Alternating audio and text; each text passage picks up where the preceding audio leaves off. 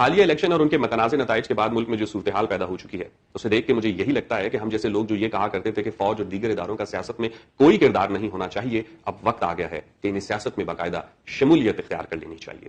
Establishment اور دیگر ادارے کسی ایک سیاسی جماعت کو اقتدار میں لانے کے بجائے پارٹی اور کسی بھی ادارے کے حاضر سروس افسر کو یہ حق حاصل ہونا چاہیے کہ وہ براہ راست انتخاب لڑ کے رکن پارلیمان بن سکے، کیونکہ اگر ایک حاضر سروس جرنیل وابڈہ چلا سکتا ہے، اسپارکو کا سربراہ بن سکتا ہے، ٹیلی کمیونیکیشن سنبھال سکتا ہے، تو وہ رکن پارلیمان بن کے قانون سازی بھی کر سکتا ہے۔ کم سے کم اس طریقے سے عوام میں مینڈیٹ کے چوری ہونے کا غم و غصہ تو نہیں ہوگا۔ میرا گھر جس حلقے میں ہے وہاں سے میں نے خود قادر علی نائل، جن کا تعلق ہزارہ ڈیموکریٹک پارٹی سے ہے، ان کی فتح کا رزلٹ ٹیلی ویژن پہ دیکھا، اور یہ کوئی 1، 2 یا 4 پولنگ سٹیشنز کا نتیجہ نہیں تھا، یہ مکمل نتیجہ تھا۔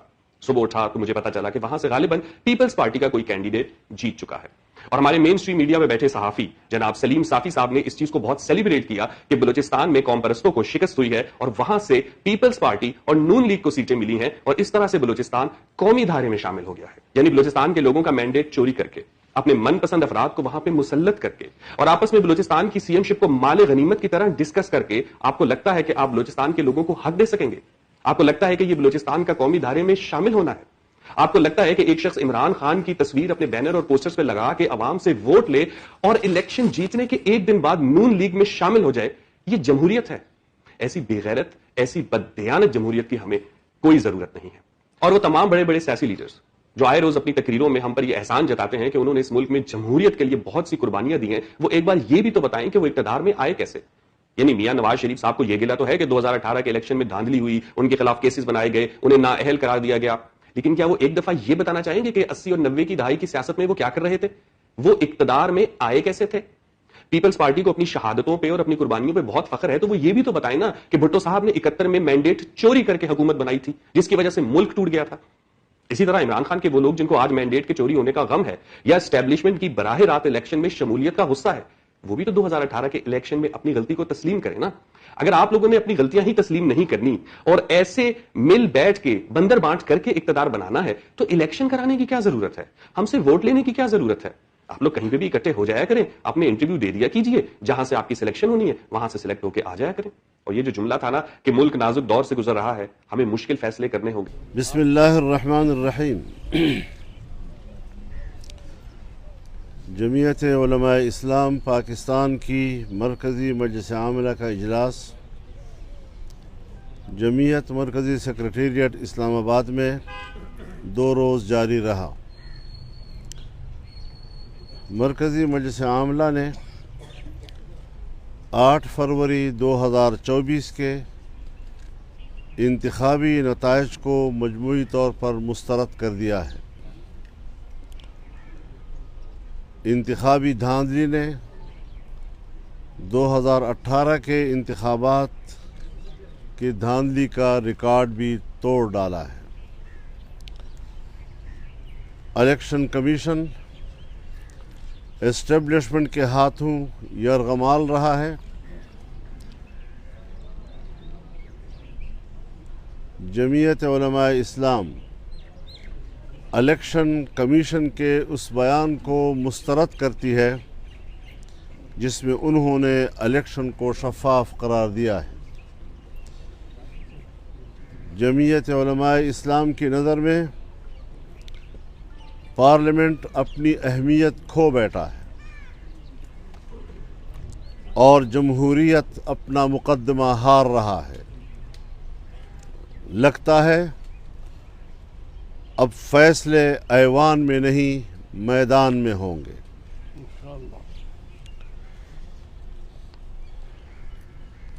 جمعیت علماء اسلام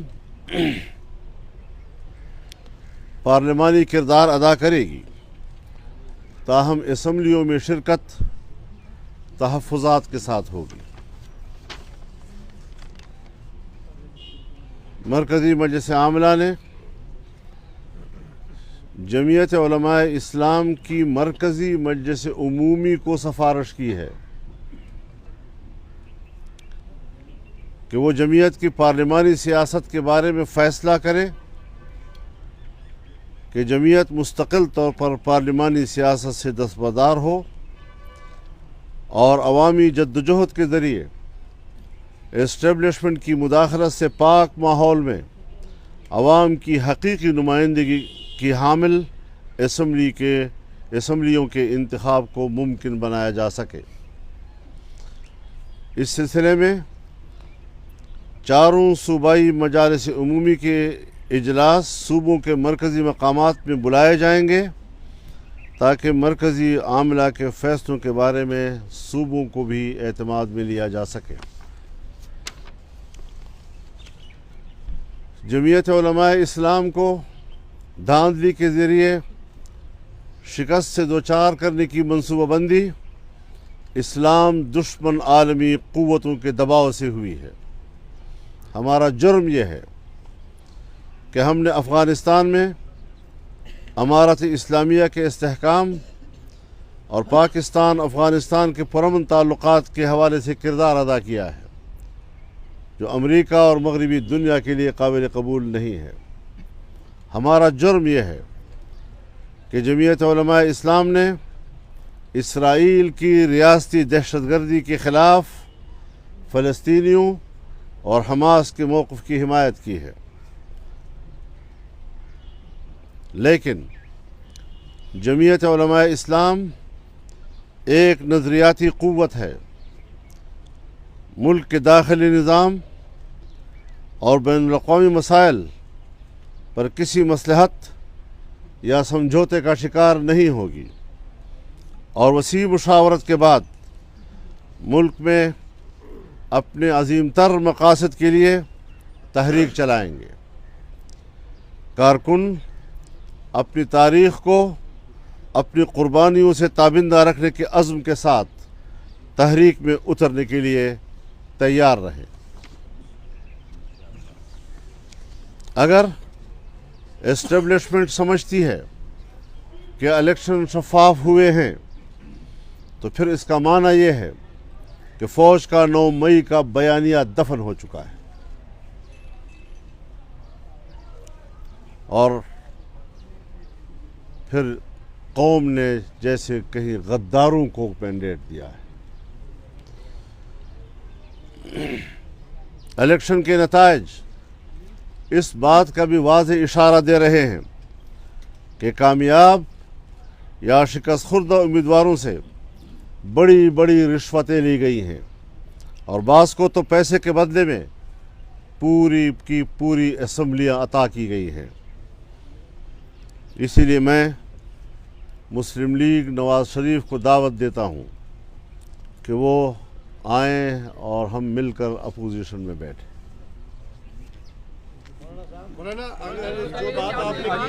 ایک بات آپ نے جیسے کہا کہ ہم اس الیکشن کو مسترد کرتے ہیں، تو اس کے بعد کیا جے یو آئی کے جو ارکان قومی اسمبلی ہیں یا پھر صوبائی اسمبلی ہیں، کیا وہ پھر پارلیمنٹ کا بائیکاٹ کریں گے، حلف نہیں اٹھائیں گے؟ اور اس کے ساتھ ساتھ کیا اگر مسلم نون کا جس سے آپ مطالبہ کر رہے ہیں کہ وہ افسر دیکھیے پہلے بھی آپ کو معلوم ہے اس سوال سے خام خواہ کر رہے ہیں، شوق ہے آپ کو، پہلے بھی آپ کو معلوم ہے ہم اسمبلی میں تو رہے لیکن باہر تحریک بھی چلتی رہی اور اپنے موقف بھی ہم دنیا کو دیتے رہے ہیں، تو اس میں کوئی تضاد نہیں ہے۔ اور مسلم لیگ جس امیدوں کے ساتھ میاں صاحب کو لے کر آئی تھی اور امید پاکستان کے نام سے ان کو جو ہجوم عطا کیا گیا ہے وہ بھی ذرا ان کو مطالعہ کرنا چاہیے۔ ایک منٹ کوئی مسئلہ نہیں ہے، الیکشن کمیشن آف پاکستان کا روز اول سے کردار مشکوک رہا ہے اور اب بھی اسلام آباد میں الیکشن کمیشن ہمارے امیدواروں کی درخواستوں کو سماعت سے انکار کر رہا ہے اور نوٹس جاری کیے بغیر درخواستوں کو خارج کر رہا ہے۔